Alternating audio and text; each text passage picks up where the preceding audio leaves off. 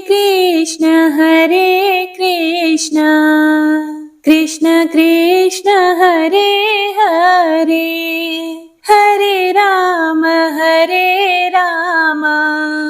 राम राम हरे हरे। हे प्रिय भक्तों, भगवान का अपने भक्त के प्रति बहुत ही स्नेह होता है।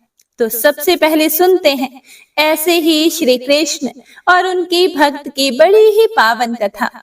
तो प्रेम से सुनिएगा।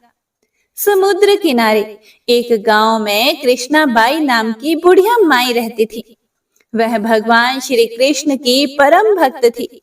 वह प्रतिदिन नित्य कर्म से निवृत्त होकर भगवान श्री कृष्ण की पूजा पाठ किया करती थी। वह एक झोंपड़ी में रहती थी। कृष्णाबाई का वास्तविक नाम सुखिया था, पर कृष्ण भक्ति के कारण इनका नाम गांव वालों ने कृष्णाबाई रख दिया था।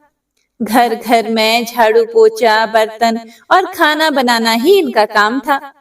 कृष्णाबाई प्रतिदिन फूलों की माला बनाकर दोनों समय श्री कृष्ण जी को पहनाती थी और घंटों कान्हा से बात किया करती थी।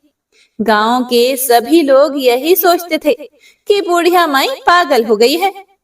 एक रात श्री कृष्ण जी ने अपनी भक्त कृष्णाबाई से यह कहा कि कल बहुत बड़ा भूचाल आने वाला है, तुम यह गांव छोड़कर दूसरे गांव चली जाओ। बस फिर क्या था, मालिक का आदेश था। कृष्णाबाई ने अपना सामान इकट्ठा करना शुरू कर दिया और गांव वालों को भी बताया कि कल सपने में कान्हा जी आए थे और कह गए कि बहुत प्रलय होगा, गांव छोड़कर पास के गांव में चली जा। अब लोग कहाँ उस बूढ़ी पागल की बात मानने वाले थे। जो भी सुनता वही जोर जोर से ढाके लगाता। इतने में बुढ़िया माई ने एक बैलगाड़ी मंगवाई और अपने कान्हा की मूर्ति ली और सामान की गठरी बांधकर गाड़ी में बैठ गई और लोग उसकी मूर्खता पर हंसते रहे। हे प्रिय भक्तों, बाई जाने लगी। अपने गांव की सीमा पार करके अगले गांव में प्रवेश करने ही वाली थी कि उसे कृष्ण की आवाज आई, अरे पगली, जा अपनी झोंपड़ी में से वह सुई लेकर आ जिससे तू माला बनाकर मुझे प्रतिदिन पहनाती है। यह सुनकर बुढ़िया माई बेचैन हो गई और तड़प गई कि मुझसे ये भारी भूल कैसे हो गई। अब मैं कान्हा की माला कैसे बनाऊंगी।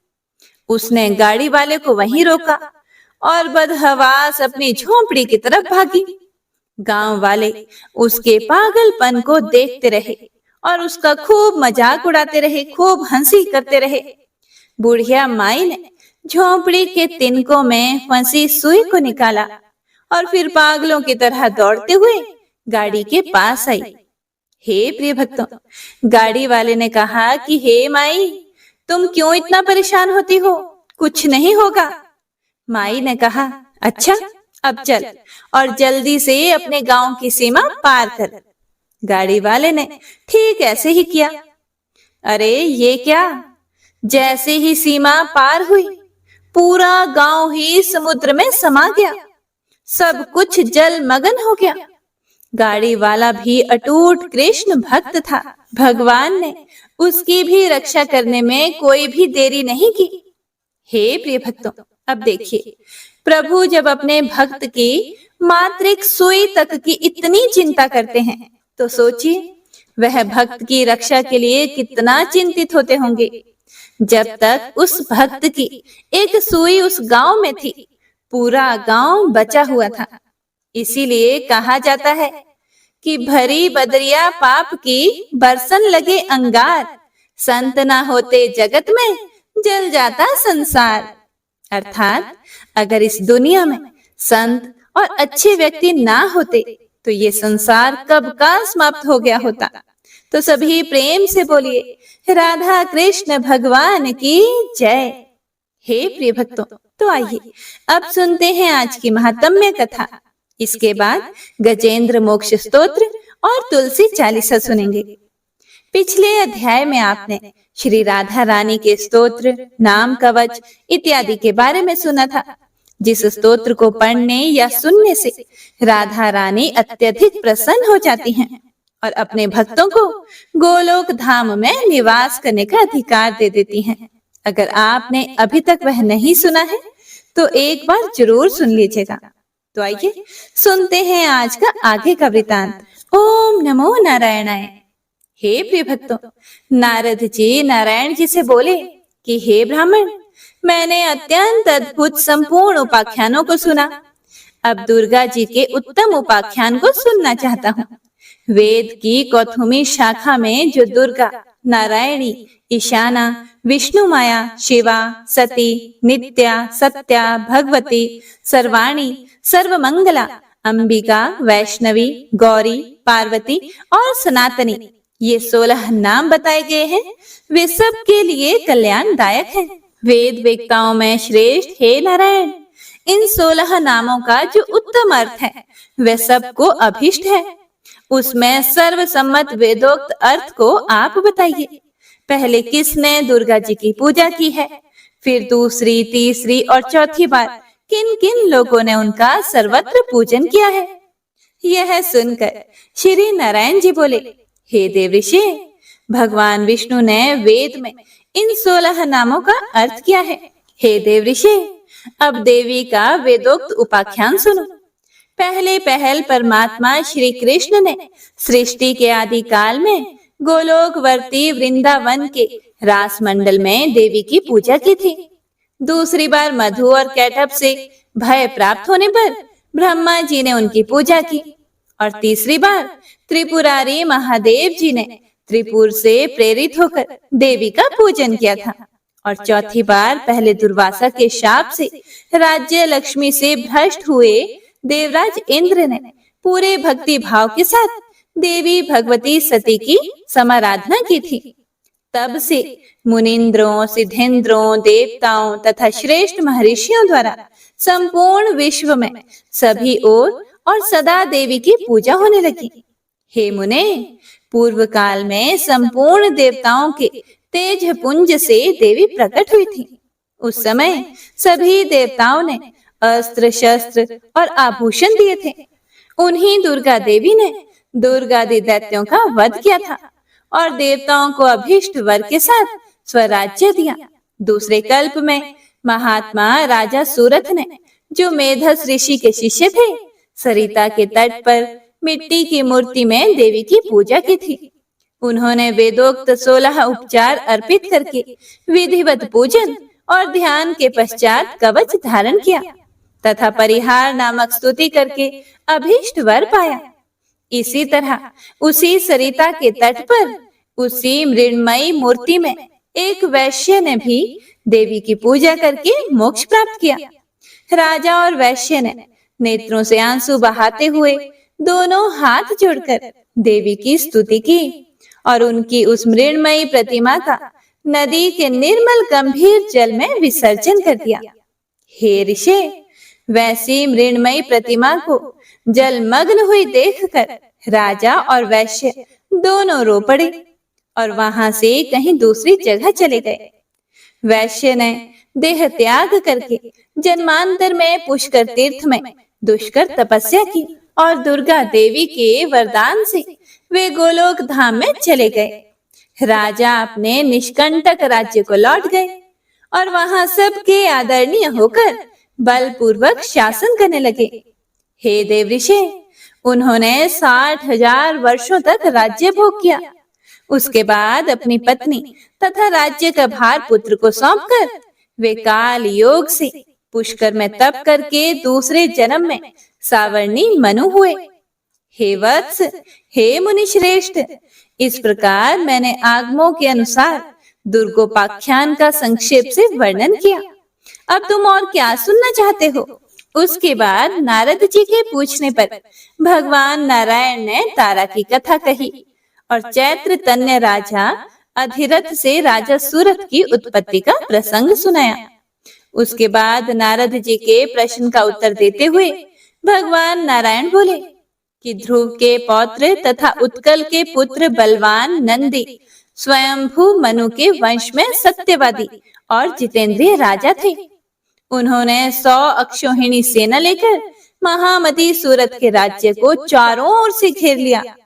हे नारद, दोनों पक्षों में पूरे 1 वर्ष तक लगातार युद्ध होता रहा और अंत में चिरंजीवी वैष्णव नरेश नंदी ने सूरत पर विजय पाई। नंदी ने उन्हें राज्य से बाहर कर दिया। भयभीत राजा सूरत रात में अकेले घोड़े पर सवार होकर घने वन में चले गए। वहां भद्रा नदी के तट पर उनकी एक वैश्य से भेंट हुई। हे मुने, उन दोनों ने परस्पर बंधु भाव की स्थापना की और उनमें बड़ा प्रेम हो गया। राजा वैश्य के साथ मेधस के आश्रम पर गए। भारत में सत्पुरुषों के लिए जो दुष्कर पुण्य क्षेत्र है, उस पुष्कर में जाकर राजा ने उन महान तेजस्वी मुनि का दर्शन किया। मेधस जी अपने शिष्यों को परम दुर्लभ ब्रह्म तत्व का उपदेश दे रहे थे। राजा और वैश्य ने मस्तक झुकाकर उन मुनि श्रेष्ठ को प्रणाम किया और मुनि ने उन दोनों अतिथियों का आदर सत्कार किया और उन्हें शुभाशीर्वाद दिया। फिर अलग अलग उन दोनों का कुशल मंगल, जाति और नाम पूछा। राजा सूरत ने उन मुनीश्वर को क्रमशः उनके प्रश्नों का उत्तर दिया। सूरत अपना परिचय देते हुए मेधस ऋषि से बोले, हे ब्राह्मण, मैं राजा सूरत हूँ। मेरा जन्म चैत्र वंश में हुआ है। इस समय बलवान राजा नंदी ने मुझे अपने राज्य से निकाल दिया है। अब मैं कौन सा उपाय करूं? किस प्रकार फिर से अपने राज्य पर मेरा अधिकार हो, यह आप बताएं। हे महाभाग, हे मुनि, मैं आपकी ही शरण में आया हूँ। यह समाधि नामक वैश्य है और बड़ा धर्मात्मा है, तथापि दैववश इसके स्त्री पुत्रों ने धन के लोभ से इसको घर से बाहर निकाल दिया है। इसका अपराध सिर्फ इतना ही है कि यह स्त्री पुत्रों और बंधु बांधवों के मना करने पर भी प्रतिदिन ब्राह्मणों को प्रचुर धन और रत्न दान में दिया करता था। इसी से क्रोध में आकर उन लोगों ने इसे घर से बाहर निकाल दिया और फिर शोक के कारण वे फिर से इसका अन्वेषण करते हुए आए, परंतु यह पवित्र, ज्ञानी और विरक्त वैश्य उनके आग्रह करने पर भी घर नहीं लौटा। हे मुने, तब इसके पुत्र भी पितृ शोक से संतप्त होकर सभी कर्मों से विरक्त हो गए और सारा धन ब्राह्मणों को देकर घर छोड़कर वन को चले गए। श्री हरि का परम दुर्लभ दास्य प्राप्त हो, यही इस वैश्य का अभीष्ट मनोरथ है। इस निष्काम वैश्य को वह अभीष्ट वस्तु कैसे प्राप्त होगी, यह बात आप विस्तार पूर्वक बताने की कृपा करें। यह सब बातें सुनकर श्री मेधस जी ने कहा, हे राजन, निर्गुण परमात्मा श्री कृष्ण की आज्ञा से दुर्लंघ्य त्रिगुणमयी विष्णु माया संपूर्ण विश्व को अपनी माया से आच्छन्न कर देती है। वह कृपामयी देवी जिन धर्मात्मा पुरुषों पर कृपा करती है, उन्हें दया करके परम दुर्लभ श्री कृष्ण भक्ति प्रदान करती है। हे राजन, लेकिन जिन मायावी पुरुषों पर विष्णु माया दया नहीं करती, उन दुर्गति ग्रस्त जीवों को माया द्वारा ही मोह जाल से बांध देती है। हे राजन, मैं प्रचेता का पुत्र और ब्रह्मा जी का पौत्र हूँ तथा भगवान शंकर से ज्ञान प्राप्त करके परमात्मा श्री कृष्ण का भजन करता हूँ। हे महाराज, नदी के तट पर जाओ और सनातनी दुर्गा का भजन करो। तुम्हारे मन में राज्य की कामना है, इसीलिए वे ही देवी तुम्हें आवर्णी बुद्धि प्रदान करेंगी तथा इस निष्काम वैष्णव वैश्य को वे कृपामयी वैष्णवी देवी शुद्ध विवेचना बुद्धि देगी। ऐसा कहकर कृपा निधान मुनिवर मेधस ने उन दोनों को दुर्गा जी की पूजा की विधि, स्तोत्र, कवच और मंत्र का उपदेश दिया। हे प्रिय भक्तों, वैश्य ने उन कृपामयी देवी की आराधना करके मोक्ष प्राप्त किया तथा राजा को अपना अभीष्ट राज्य, मनु का पद और मनोवांछित परम ऐश्वर्य प्राप्त हुआ। इस तरह मैंने सुखद, सारभूत एवं मोक्षदायक परम उत्तम दुर्गा का उपाख्यान पूर्ण रूप से सुना दिया। अब तुम और क्या सुनना चाहते हो? हे प्रिय भक्तों, नारायण जी की यह बात सुनकर नारद जी ने पूछा कि हे भगवान, जो सर्वोत्कृष्ट मूढ़ों के लिए भी ज्ञान की वृद्धि करने वाला तथा अमृत का उत्तम सागर है, उस अभिप्सित प्रकृति खंड को तो मैंने सुन लिया। अब मैं गणेश खंड को, जो मनुष्यों के संपूर्ण मंगलों का भी मंगल स्वरूप तथा गणेश जी के जन्म वृतांत से परिपूर्ण है, उसे सुनना चाहता हूँ। हे जगदीश्वर, भला पार्वती जी के शुभ उदर से सूर्य श्रेष्ठ गणेश जी की उत्पत्ति कैसे हुई? किस प्रकार पार्वती देवी ने ऐसे पुत्र को प्राप्त किया? गणेश जी किस देवता के अंश से उत्पन्न हुए थे? उन्हें जन्म क्यों लेना पड़ा? वे अयोनिज थे या किसी योनि से उत्पन्न हुए थे? उनका ब्रह्म तेज कैसा था? उनमें कितना पराक्रम था? उनकी तपस्या कैसी थी? वे कितने ज्ञानी थे तथा उनका यश कितना निर्मल था? जगदीश्वर नारायण, शंभु और ब्रह्मा के रहते हुए संपूर्ण विश्व में उनकी अग्र पूजा क्यों होती है? वे हाथी के मुख वाले, एक दंत तथा विशाल तोंद वाले कैसे हो गए? हे महाभाग, पुराणों में उनके रहस्यमय जन्म वृतांत का वर्णन किया गया है। आप उस परम मनोहर तथा अत्यंत विस्तृत चरित्र को पूर्ण रूप से वर्णन कीजिए, क्योंकि उसे सुनने के लिए मुझे परम कौतूहल हो रहा है। देवऋषि नारद के प्रश्न सुनकर श्री नारायण जी ने कहा, हे देवऋषि नारद, मैं उस परम अद्भुत रहस्य का वर्णन करता हूँ, ध्यान से सुनो।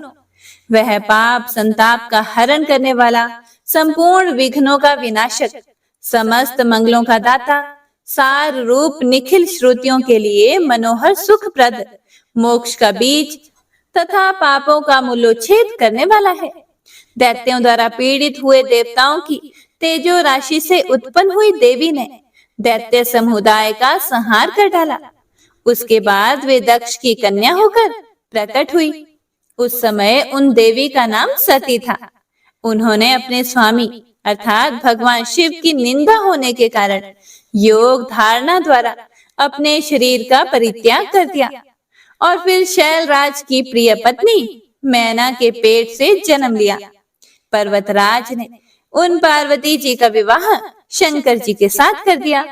तब महादेव जी उन्हें साथ लेकर निर्जन वन में चले गए। वहां दीर्घ काल तक शंकर पार्वती का विहार चलता रहा।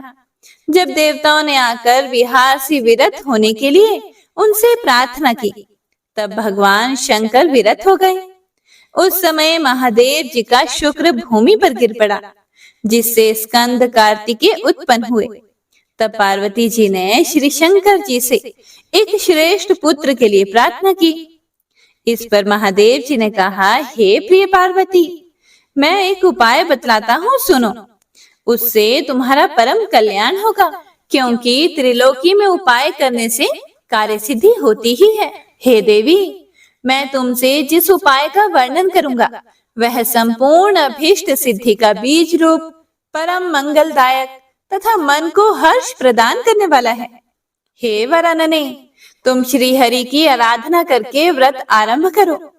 1 वर्ष तक इसका अनुष्ठान करना होगा। इस व्रत का नाम पुण्यक है। यह महा कठोर बीज कल्पतरु के समान अभीष्ट सिद्ध करने वाला, उत्कृष्ट, सुखदायक, पुण्यदाता, सार रूप, पुत्रप्रद और समस्त संपत्तियों को देने वाला है।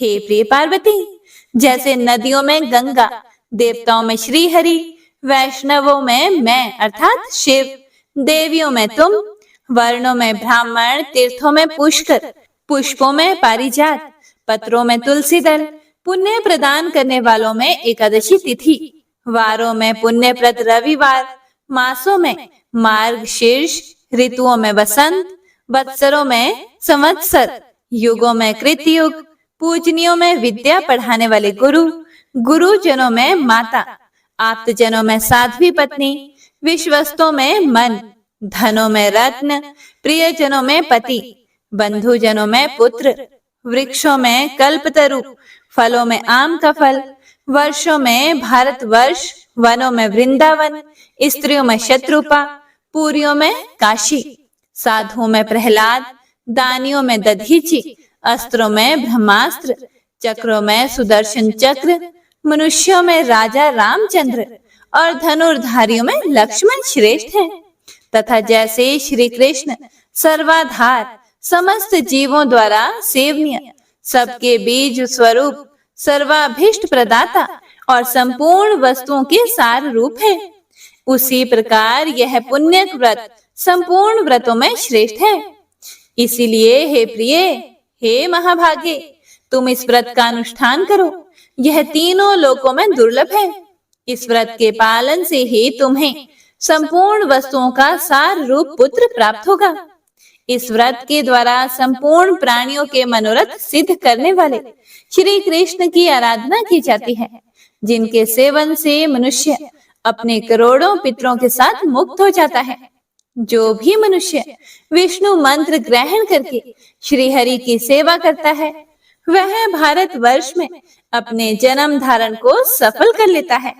वह अपने पूर्वजों का उद्धार करके निश्चय ही वैकुंठ लोक में जाता है और श्री कृष्ण का पार्षद होकर सुख पूर्वक आनंद का उपभोग करता है। वह भक्त अपने भाई, बंधु, बांधव, भृत्य, संगी साथी तथा अपनी स्त्री का उद्धार करके श्री हरि के परम पद को प्राप्त हो जाता है। इसीलिए हे गिरिजे, तुम इस परम दुर्लभ विष्णु मंत्र को ग्रहण करो और उस व्रत काल में इसी मंत्र का जप करो, क्योंकि यह पितरों की मुक्ति का कारण है। ऐसा कहकर भगवान शंकर गिरिजा के साथ तुरंत ही गंगा तट पर गए और उन्होंने प्रसन्नता पूर्वक कवच तथा स्तोत्र सहित मनोहर विष्णु मंत्र पार्वती जी को बतलाया। हे मुने, उसके बाद उन्होंने पार्वती जी से पूजा की विधि और नियमों का भी वर्णन किया। ओम नमो नारायणाय। हे प्रिय भक्तों, तो इसी के साथ आज का यह अध्याय यहीं समाप्त होता है। इससे आगे का वर्णन आप सभी अगले अध्याय में जरूर सुनिएगा। आइए अब गजेंद्र मोक्ष स्तोत्र का पाठ करते हैं। इस माह में गजेंद्र मोक्ष स्तोत्र पढ़ने मात्र से जहाँ हर तरह के ऋण कर्ज से मुक्ति मिलती है, वहीं 10 दिशाओं से शुभ फल दिलाने में भी सक्षम है। इस स्तोत्र का जाप करने से जीवन में किसी भी प्रकार की परेशानियों से मुक्ति मिलती है। श्रीमद् भगवत गीता के 3रे अध्याय में गजेंद्र स्तोत्र पढ़ने को मिलता है। इस स्तोत्र में हाथी और मगरमच्छ के साथ हुए युद्ध का वर्णन किया गया है और गजेंद्र जब युद्ध से हार जाता है तो भगवान श्री हरि विष्णु का ध्यान करके उनकी स्तुति करता है और उसकी स्तुति से प्रसन्न होकर भगवान श्री हरि विष्णु आते हैं और उसे मोक्ष प्रदान करते हैं। और हे प्रिय भक्तों, इस पाठ को करते समय अगर हम अपने मन में यह भावना रखें कि हे श्री हरि विष्णु, हे मेरे प्रभु, जिस प्रकार से आपने गजेंद्र को परेशानी से बाहर निकाला, उसी प्रकार से हमें भी हमारी परेशानियों से बाहर निकालिए, तो यकीन मानिए निश्चित ही भगवान श्री हरि विष्णु हमारी मदद स्वयं करते हैं। तो आइए अब सच्चे मन से भगवान श्री हरि विष्णु का ध्यान करके इस परम कल्याणकारी स्तोत्र का पाठ करते हैं। जय श्री हरि विष्णु। शुक जी ने कहा कि बुद्धि के अनुसार पिछले अध्याय में वर्णन किए गए रीति से अपने मन को नियंत्रित करके और हृदय को स्थिर करके गजेंद्र अपने पिछले जन्म में याद किए गए सर्वोच्च कार्य और बार बार जप किए जाने वाले स्तोत्र का जाप करने लगा।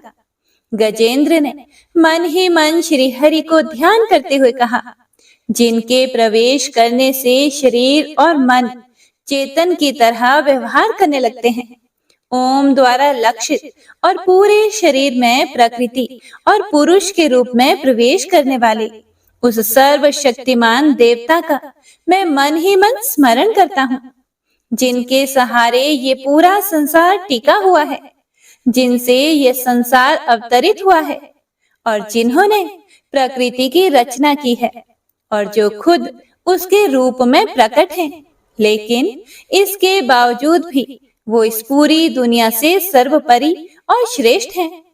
ऐसे अपने आप और बिना किसी कारण के भगवान की मैं शरण में जाता हूँ और अपने संकल्प शक्ति के बल पर अपने ही स्वरूप में रचित और सृष्टि काल में प्रकट एवं प्रलय में अप्रकट रहने वाले इस शास्त्र प्रसिद्धि प्राप्त कार्य कारण रूपी संसार को जो बिना कुंठित दृष्टि के साक्ष्य रूप में देखते रहने पर भी लिप्त नहीं होते, चक्षु आदि प्रकाशकों के परम प्रकाशक प्रभु, आप मेरी रक्षा करें। बीतते गए समय के साथ तीनों लोकों और ब्रह्मादि लोकपालों के पंचभूत में प्रवेश कर जाने पर और पंचभूतों से लेकर महत्वपूर्ण सभी कारणों के उनकी परम करुणा स्वरूप प्रकृति में मगन हो जाने पर उस समय दुर्गेय और घोर अंधकार रूपेण प्रकृति ही बच रही थी। उस अंधकार से परे अपने परम धाम में जो सर्वव्यापी भगवान सभी दिशाओं में प्रकाशित होते रहते हैं, वो भगवान मेरी रक्षा करें। विभिन्न नाट्य रूपों में अभिनय करने वाले और उस अभिनेता के वास्तविक स्वरूप को जिस प्रकार से साधारण लोग भी नहीं जान पाते, उसी तरह से सत्व प्रधान देवता और महर्षि भी जिनके स्वरूप को नहीं जान पाते, ऐसे में कोई साधारण प्राणी उनका वर्णन कैसे कर सकता है। ऐसे दुर्गम चरित्र वाले भगवान मेरी रक्षा करें। अनेकों शक्ति से मुक्त सभी प्राणियों को आत्म बुद्धि प्रदान करने वाले, सबके बिना कारण हित और अतिशय साधु स्वभाव ऋषि मुनिजन, जिनके परम स्वरूप को देखने की इच्छा के साथ वन में रहकर अखंड ब्रह्मचर्य तमाम अलौकिक व्रतों को नियमों के अनुसार पालन करते हैं, ऐसे प्रभु ही मेरी गति हैं। वह जिनका हमारी तरह ना तो जन्म होता है और ना जिनके द्वारा अहंकार प्रेरित कर्म ही होते हैं, जिनके निर्गुण स्वरूप का ना कोई नाम है और ना ही कोई रूप है, इसके बावजूद भी समय के साथ इस संसार की सृष्टि और प्रलय के लिए अपनी इच्छा से अपने जन्म को स्वीकार करते हैं। उन अनंत शक्ति संपन्न परम ब्रह्म परमेश्वर को मेरा नमस्कार है। उन प्राकृत आकार रहित और अनेक रूप वाले अद्भुत भगवान को मेरा बारंबार नमस्कार है। स्वयं प्रकाशित सभी साक्ष्य परमेश्वर को मेरा शत शत नमन है। वैसे देव जो मन, वाणी और चित्त वृत्तियों से परे हैं, उन्हें मेरा बारंबार नमस्कार है। विवेक से परिपूर्ण पुरुष के द्वारा सभी सत्व गुणों से परिपूर्ण निवृत्ति धर्म के आचरण से मिलने योग्य और मोक्ष सुख की अनुभूति रूपी भगवान को मेरा नमस्कार है। सत्व गुणों को स्वीकार करके शांत, रजोगुण को स्वीकार करके घोर और तमोगुण को अपनाकर मूढ़ से प्रतीत होने वाले भेद रहित अतएव सदा संभाव से स्थित ज्ञान धन प्रभु को मेरा नमस्कार है। शरीर, इंद्रिय आदि के समुदाय रूप सभी पिंडों के ज्ञाता, सबके स्वामी और साक्षी स्वरूप प्रभु को मेरा बारंबार नमस्कार है।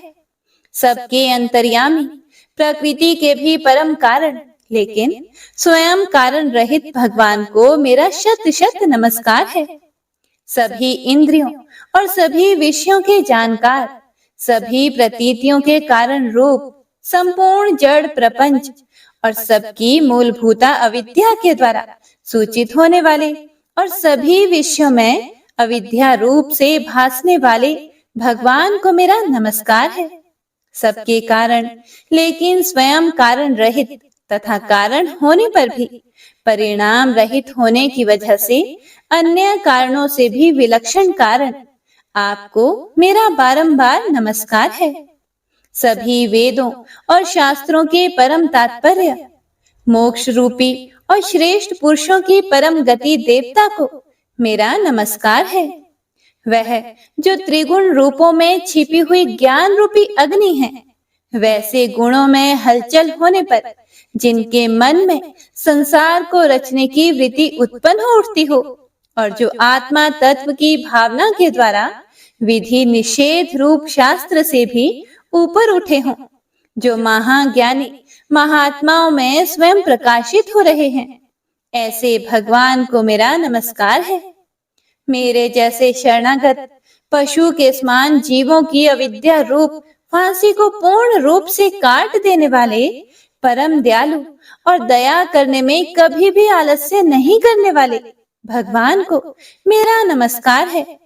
अपने अंश से सभी जीवों के मन में अंतर्यामी रूप से प्रकट होने वाले सर्वनियंता अनंत परमात्मा आपको मेरा नमस्कार है। जो शरीर, पुत्र, मित्र, घर और संपत्ति सहित कुटुंबियों में अशक्त लोगों के द्वारा कठिनाई से मिलते हों और मुक्त पुरुषों के द्वारा अपने हृदय में निरंतर चिंतित ज्ञान स्वरूप सर्व समर्थ परमेश्वर को मेरा नमस्कार है।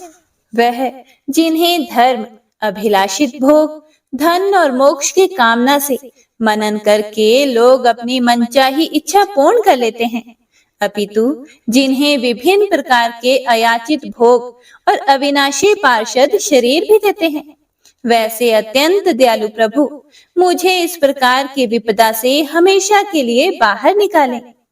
वह जिनके एक से अधिक भक्त हैं, जो मुख्य रूप से एकमात्र उसी भगवान की शरण में हैं, जो धर्म, अर्थ आदि किसी भी पदार्थ को नहीं चाहते, अपितु जो केवल उन्हीं के परम मंगलमय एवं अत्यंत विलक्षण चरित्र का गुणगान करते हुए उनके आनंदमय समुद्र में गोते लगाते रहते हैं। उन अविनाशी, सर्वव्यापी, सर्वमान्य ब्रह्मादि के भी नियामक, अभक्तों के लिए भी हमेशा प्रकट होने वाले, भक्ति योग द्वारा प्राप्त अत्यंत निकट होने पर भी माया के कारण अत्यंत दूर महसूस होने वाले, इंद्रियों के द्वारा अगम्य और अत्यंत दुर्विज्ञ, अंत रहित, लेकिन सभी के आदि कारक और सभी तरफ से परिपूर्ण उन प्रभु की मैं स्तुति करता हूँ। वो जो ब्रह्मा सहित सभी देवता, चारों वेद तथा समस्त चराचर जीव नाम और आकृति भेद से जिनके अत्यंत क्षुद्र अंशों से रचे गए हैं, जिस तरह से जलती हुई अग्नि की लपटें और सूरज की किरणें बार बार निकलती हैं और फिर से अपने कारण में ही लीन हो जाती है, उसी प्रकार बुद्धि, मन, इंद्रियां और नाना योनियों के शरीर, जिन सभी गुणों से प्राप्त शरीर जो स्वयं प्रकाश परमात्मा से प्रकट होता है और फिर से उन्हीं में लीन हो जाता है, वह प्रभु जो ना तो देवता है, ना असुर, ना मनुष्य है और ना ही मनुष्य से नीचे किसी अन्य योनि के प्राणी, ना ही वो स्त्री हैं और ना ही पुरुष, ना ही नपुंसक और ना ही वो कोई ऐसे जीव हैं जिनका इन तीनों ही श्रेणी में समावेश है। वो ना तो गुण है, ना कर्म, वो ना ही कार्य है और ना ही कारण। इन सभी योनियों का निषेध होने पर जो बचता है वही उनका असली रूप है और वे ही सब कुछ हैं। ऐसे प्रभु मेरा उत्थान करने के लिए प्रकट हो। अब मैं इस मगरमच्छ के चंगुल से आजाद होने के बाद जीवित नहीं रहना चाहता। इसकी वजह ये है कि मैं सभी तरफ से अज्ञानता से ढके इस हाथी के शरीर का क्या करूं? मैं आत्मा के प्रकाश से ढक देने वाले अज्ञानता से युक्त इस हाथी के शरीर से मुक्त होना चाहता हूँ, जिसका काल क्रम से अपने नाश नहीं होता, बल्कि ईश्वर की दया और ज्ञान से उदय हो पाता है। इस प्रकार से मोक्ष के लिए लालायित संसार के रचयिता स्वयं संसार के रूप में प्रकट, लेकिन संसार से परे, संसार में एक खिलौने की भांति खेलने वाले, संसार में आत्म रूप से व्याप्त, अजन्मा, सर्वव्यापी एवं प्रापत्य वस्तुओं में सर्वश्रेष्ठ श्री हरि का केवल स्मरण करता हूँ और उनकी शरण में जाता हूँ, जिन्होंने भगवत भक्ति रूपी योग के द्वारा कर्मों को जला डाला है, जिन्हें समस्त योगी ऋषि अपने योग के द्वारा अपने शुद्ध हृदय में प्रकट देखते हैं। उन योगेश्वर भगवान को मेरा नमस्कार है। वह जिनके त्रिगुणे शक्तियों का राग, रूप, वेग और असह्य है, जो सभी इंद्रियों के विषय रूप में मौजूद हैं। वह जिनकी इंद्रियां समस्त विषयों में ही बसी रहती है, ऐसे लोगों को जिनको मार्ग मिलना भी संभव नहीं है, वैसे शरणागत एवं अपार शक्तिशाली वाले भगवान, आपको मेरा बारंबार नमस्कार है। जिनकी अविद्या नाम के शक्ति के कार्य रूप अहंकार से ढके हुए हैं, वह जिनके रूप को जीव समझ नहीं पाते हैं, ऐसे अपार महिमा वाले भगवान की मैं शरण लेता हूँ। हे प्रिय भक्तों, श्री सुखदेव जी कहते हैं कि वह जिसने पूर्व प्रकार से भगवान के भेद रहित सभी निराकार रूप का वर्णन किया था, उस गजराज के करीब जब ब्रह्मा आदि अन्य कोई भी देवता नहीं आए, जो अपने विभिन्न प्रकार के विशेष विग्रहों को ही अपना रूप मानते हैं, ऐसे में साक्षात विष्णु जी, जो सभी के आत्मा होने के कारण सभी देवताओं के रूप हैं, तब वह वहां पर प्रकट हुए। गजराज को इस प्रकार से दुखी देखकर और उसके पढ़े गए स्तुति को सुनकर चक्रधारी प्रभु इच्छानुसार वेग वाले गरुड़ की पीठ पर सवार होकर सभी देवों के साथ उस स्थान पर पहुंचे जहां वह गज था। गज अर्थात हाथी था। सरोवर के अंदर महाबलशाली मगरमच्छ द्वारा जकड़े और दुखी उस हाथी ने आसमान में गरुड़ की पीठ पर बैठे और हाथों में चक्र लिए भगवान श्री हरि विष्णु को आते हुए जब देखा, तो वह अपनी सूंड में पहले से ही उनकी पूजा के लिए रखे कमल के फूल को श्री हरि पर बरसाते हुए कहने लगा, सर्व पूज्य भगवान श्री हरि नारायण, आपको मेरा प्रणाम है। सर्व पूज्य भगवान श्री हरि, आपको मेरा नमस्कार है।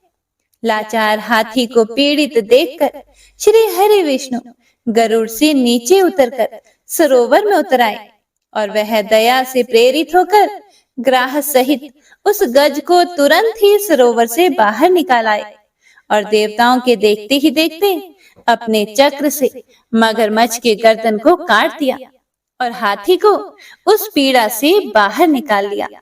तो इसी के साथ गजेंद्र मोक्ष स्तोत्र संपूर्ण हुआ। तो सभी एक बार प्रेम से बोलिए, भगवान श्री हरि विष्णु की जय। बंशी शोभित कर मधुर नील जलद तन श्याम, अरुण अधर जनु बिंब फल नयन कमल अभिराम, पूर्ण इंद्र अरविंद मुख पीतांबर शुभ साज, जय मन मोहन मदन छवि कृष्ण चंद्र महाराज, जय यदुनंदन जय जगवंदन, जय वसुदेव देव की नंदन, जय यशोदासुत नंद दुलारे, जय प्रभु भक्तन के दृग तारे, जय नट नागर नागन थैया कृष्ण कन्हैया धेनु चरैया, पुनि नख पर प्रभु गिरिवर धारो, आओ दीनन कष्ट निवारो, वंशी मधुर अधर धरि तेरी, होवे पूर्ण मनोरथ मेरी, आओ हरि पुनि माखन चाखो, आज लाज भारत की राखो, गोल कपोल चिबुक अरुणारे, मृदु मुस्कान मोहिनी डारे, रंजित राजीव नयन विशाला, मोर मुकुट वैजंती माला, कुंडल श्रवण पीत पट आछे, कटी की कणी काछन काछे, नील जलज सुंदर तनु सोहे, छवि लखि सुर नर मुनि मन मोहे, मस्तक तिलक अलक घुंघराले, आओ कृष्ण बांसुरी वाले, करि पय पान भूत नहीं तार्यो, अका बका कागा सुर मार्यो, मधुवन जलत रखी तही नंद लाला। सुरपति जब ब्रज चढ़े और साई, मूसर धार वारी वर्षाई। लगत लगत ब्रज चहन बहायो, गोवर्धन नख धारी बचायो। लखिय सुदामन ब्रह्म अधिकाई, मुख महचा 10 भुवन दिखाई। दुष्ट कंस अति उधम मचायो, कोटि कमल जब फूल मंगायो। नाथी काली यही तब तुम लीन है, चरण चिन्ह दे निर्भय कीन है। करी गोपिन संग रास विलासा, सबकी पूर्ण करी अभिलाषा। केतिक महासुर संहार्यो, कंस ही केस पकड़ी दई मार्यो। मात पिता की बंदी छुड़ाई, उग्रसेन कहाँ राज दिलाई। मही से मृतक छहो सुत लायो, मातु देव की शोक मिटायो। भौमासुर मुर दैत्य सहारी, लाई 10 सहस कुमारी। दई भी नहीं तृण चीर सहारा, जरा सिंधु राक्षस कहाँ मारा। असुर बकासुर आदिक मार्यो, भक्तन के तब कष्ट निवार्यो। दीन सुदामा के दुख टार्यो, तंदुल 3 मूठ मुख डार्यो। प्रेम के साग विदुर घर मांगे, दुर्योधन के मेवा त्यागे। लखी प्रेम की महिमा भारी, ऐसे श्याम दीन हितकारी। भारत के पारथ रथ हाके, लिए चक्र कर नहीं बलता के। निज गीता के ज्ञान सुनाए, भक्तन हृदय सुधा वर्षाए। मीरा थी ऐसी मत वाली, विष पी गई बजा कर ताली। राणा भेजा सांप पिटारी, शालिग्राम बने बनवारी। निज माया तुम विधि ही दिखायो, उड़ते संशय सकल मिटायो।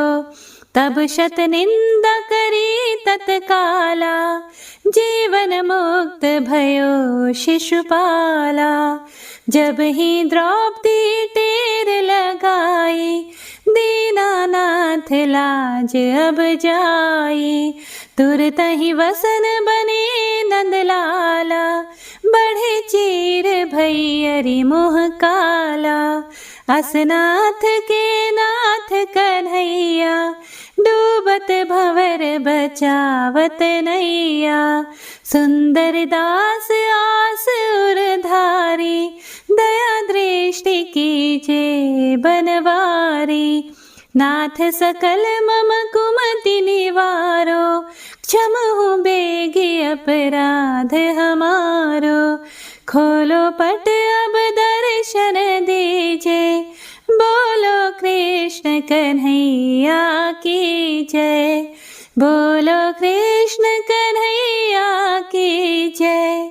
बोलो कृष्ण कन्हैया की जय। यह चालीसा कृष्ण का पाठ करे उरधारी, अष्ट सिद्धि नवनिधि फल लहे पदारथ चारी। जय श्री कृष्ण।